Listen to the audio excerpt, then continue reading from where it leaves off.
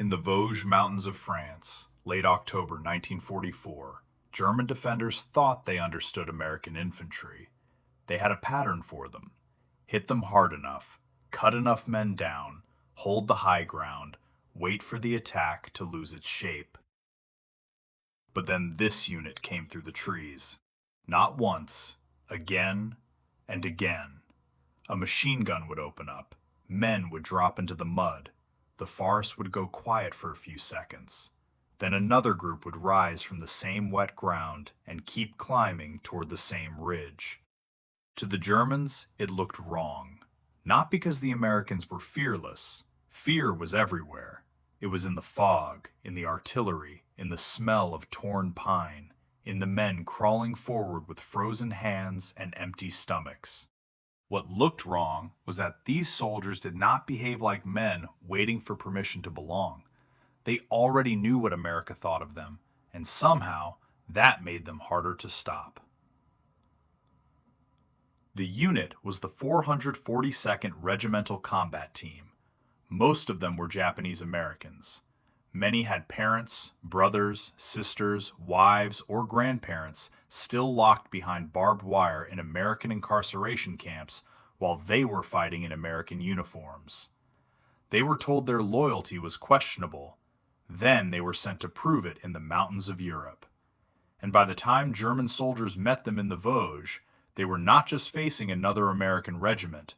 They were facing men who had already lost the country they thought they had, and had decided to fight for its promise anyway.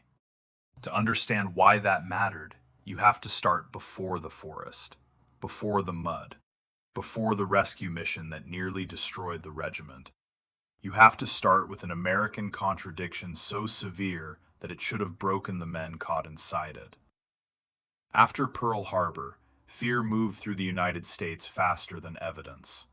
On February 19, 1942, President Franklin Roosevelt signed Executive Order 9066. It gave the government the power to remove people from military areas on the West Coast. In practice, it became the forced removal and incarceration of Japanese American families. More than 100,000 people were uprooted. Most were American citizens. They were given days to sell farms, close businesses, pack what they could carry, and leave homes that some families had spent decades building. They were sent to places with names that still carry dust in them: Manzanar, Topaz, Heart Mountain, Minidoka, Roar, Barracks, Guard Towers, Barbed Wire, Searchlights. The government called it relocation. The families inside knew what it was.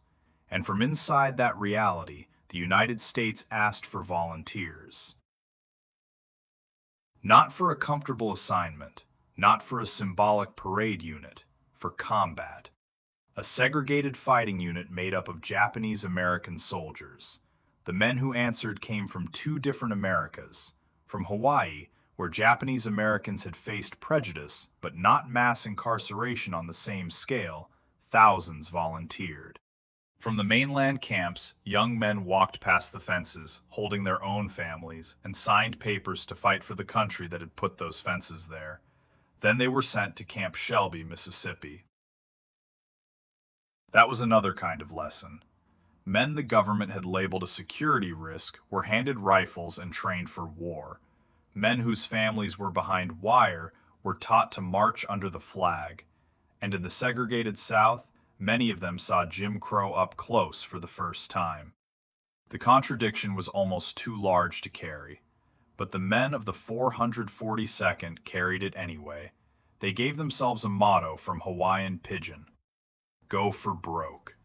It meant betting everything on one hand, not holding back, not saving something for later, not playing for a safe loss. At first, it sounded like a gambler's phrase. In time, it became a warning. Because once the 442nd reached Europe, the phrase stopped being a slogan. It became the way they moved. They arrived in Italy in 1944 and fought through terrain that punished every yard of movement. Then came France. The Vosges Mountains were not the kind of battlefield where courage looked clean. There were no wide-open, heroic charges under bright skies. There were black tree trunks, slick slopes, rain that turned trails into glue, fog that swallowed squads whole, and artillery shells that burst in the treetops so fragments came down like iron hail. The Germans had prepared the ground well. They used the forest as part of the defense. Machine guns covered narrow approaches. Mortars were registered on likely routes. The high ground was wired into overlapping fields of fire. A normal attack would slow down there. A normal attack would bleed, stall, reorganize, and wait for more fire support. The 442nd did not have the luxury of normal. They had already helped liberate Bruyères and Biffontaine. They had already taken casualties. They had been pulled, exhausted, into rest. Then a battalion from the 141st Infantry Regiment of the 36th Division, a Texas unit, became trapped behind German lines. The men were cut off in the forest with limited food, ammunition, and medical help. Supply drops could not solve the problem. Other attempts to reach them failed. The trapped men would become known as the Lost Battalion. 211 of them were still alive when rescue finally came. The price to reach them would be staggering. The 442nd was ordered back into the mountains, and the German defenders believed the terrain had made the rescue nearly impossible. They were not foolish. Militarily, their calculation made sense. A surrounded force was in a pocket. The approaches were narrow. The weather was terrible. The attackers were exhausted, and every step toward the trapped Texans could be made expensive. The Germans did not need to annihilate the rescuers all at once. They only needed to make the cost rise faster than American command was willing to pay.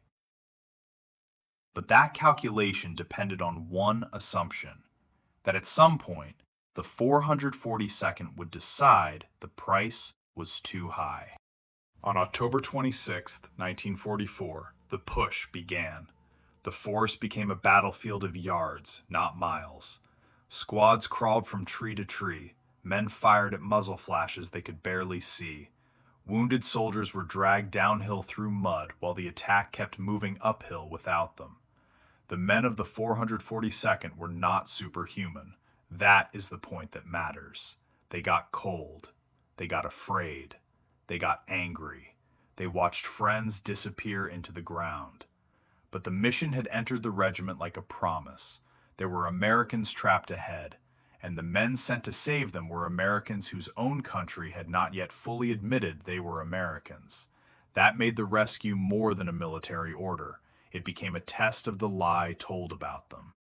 A German defender could look through the fog and see helmets, rifles, uniforms, and bodies moving uphill. What he could not see was the invisible weight behind every step. A mother in a barracks room in Idaho. A father's farm sold for almost nothing. A family name treated like evidence. A flag that had not protected them. The Germans were fighting men in the forest.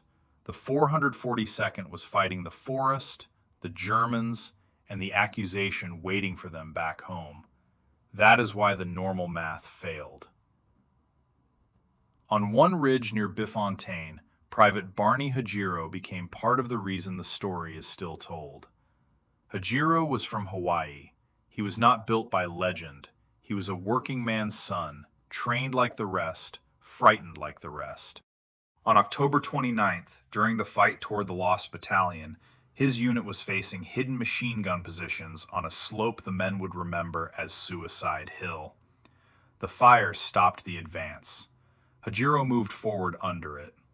Not because he could not feel danger, because the men behind him could not move unless someone forced the gun crews to reveal themselves.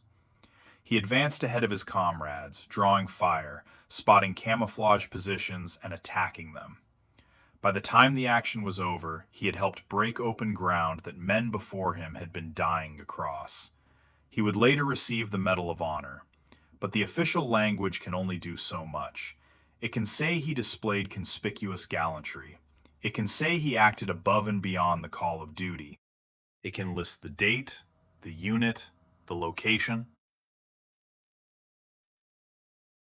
What it cannot fully carry is the sight of a Japanese-American private in a U.S. uniform moving up a wet French hillside toward German machine guns while his own country still held Japanese-American families under guard. That is not a clean kind of heroism. It is harder than that. It is heroism with a wound underneath it. The rescue became close combat, not the kind that later maps make orderly. Men from the 100th Infantry Battalion and the 442nd pushed through fortified German positions with the 522nd Field Artillery and supporting units helping where they could.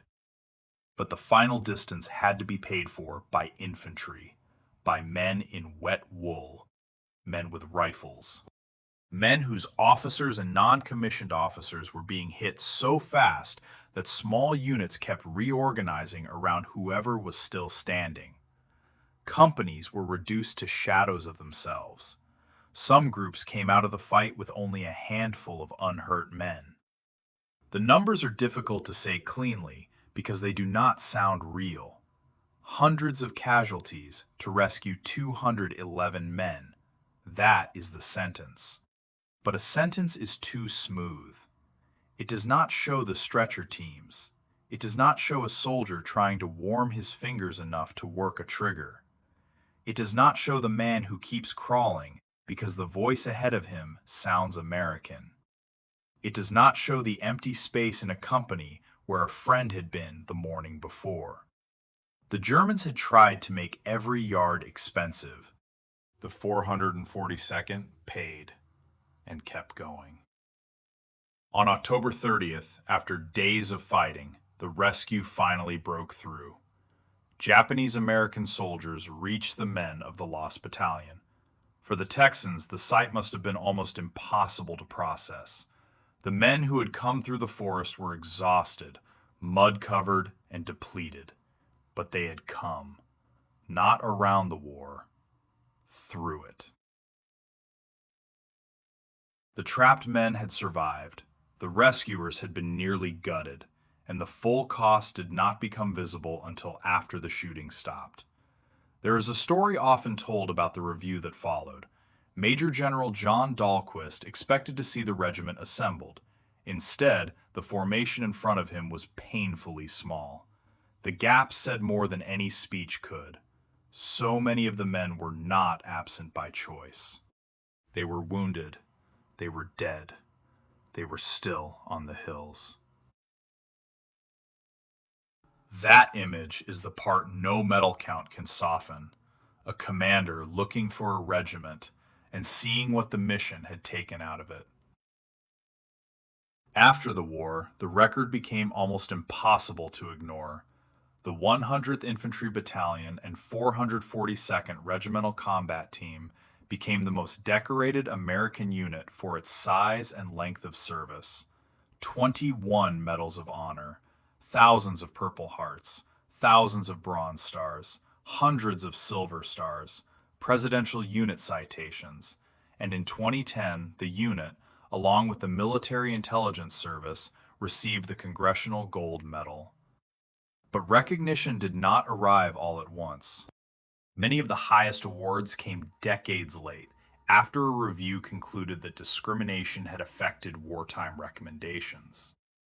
Some men returned from Europe with decorations on their uniforms and still face suspicion at home. Some families came out of camps to discover that land, shops, equipment, and savings were gone. Some veterans had helped liberate French towns before they could fully reclaim their own place in American life. That is why the 442nd story is not only a battlefield story. It is a story about what a nation asks of people after it has failed them. The easy version says they proved their loyalty. The truer version is sharper. They should never have had to. Their service did not make the incarceration justifiable. Their medals did not erase the camps. Their sacrifice did not turn racism into a misunderstanding. The injustice remained an injustice. And still, inside that injustice, these men built something the German army could not calculate and America could not comfortably explain. They fought for a country that had broken faith with them, not because the country had earned it, because they had decided the country's promise was bigger than the country's failure. That distinction is the heart of the 442nd. Not blind patriotism, not obedience, not a simple desire to be accepted, something more disciplined, a refusal to let someone else define what their loyalty meant. The Germans in the Vosges saw only the military result, a unit that kept advancing after losses that should have slowed it, a formation that did not behave according to ordinary expectations. Men who moved through terrain designed to stop them and reached a battalion that was supposed to remain trapped. But the source of that willpower was not hidden in tactics alone. It was in the lives behind the uniforms. A soldier from Hawaii who had watched suspicion harden around his community. A volunteer from a mainland camp who left his family behind wire. A replacement who reached Europe knowing that his surname, not his conduct, had made him suspect. A regiment trained in Mississippi, fighting in France, carrying an American flag that had not yet carried them. That was the part the enemy could not read from a map. Daniel Inouye was one of those young men. He had wanted to become a doctor. The war took him to Italy. In April 1945, he would lose his right arm in combat while attacking enemy positions and later receive the Medal of Honor. He came home, went into public service, and eventually became one of the longest-serving senators in American history. His life after the war became its own answer to the question America had asked him. Barney Hajiro lived quietly after his service.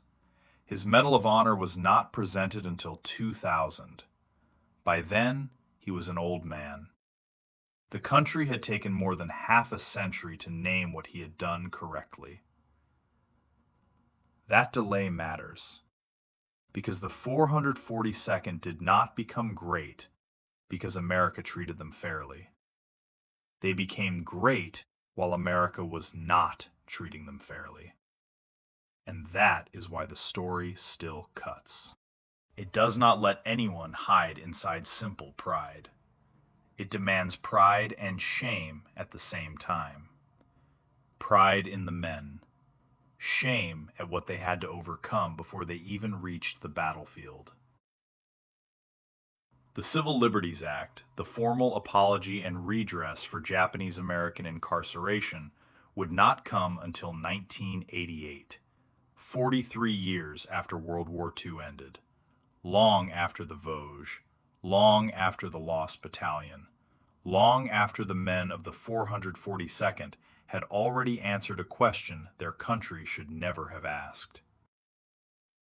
So when people call them the most decorated unit for their size and length of service, that is true, but it is not enough. The medals measure valor. They do not measure the contradiction. They do not measure the family behind the wire. They do not measure the young man boarding a train from a camp to an army base. They do not measure what it costs to fight for an ideal when the institution holding that ideal has turned against you. In the Vosges, German defenders thought they had created a problem of terrain, mud, fog, trees, machine guns, high ground. They thought if they made the rescue expensive enough, the Americans would stop. What they did not understand was that the 442nd had already paid a price before the first shot was fired. They had paid in suspicion, in humiliation, in stolen homes, in families imprisoned by their own government. So when the forest demanded more, they did not mistake unfairness for surprise. They already knew the world could be unfair. They had decided what to do inside it. Go for broke. It was not a slogan shouted for morale. It was a way of saying that partial belonging was not enough. That if America had forced them to bet everything just to be seen, then everything was what they would put down.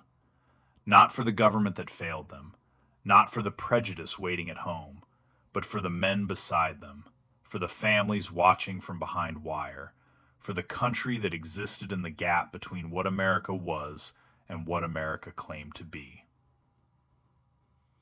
That is why the German calculation failed. They were not fighting men who needed America to approve of them. They were fighting men who had already decided who they were. And once that decision had been made, the forest could slow them. The machine guns could tear them apart. The hills could empty the ranks, but they could not make them stop. The 442nd did not fight because America had kept its promise. They fought because one day America would have to answer for breaking it.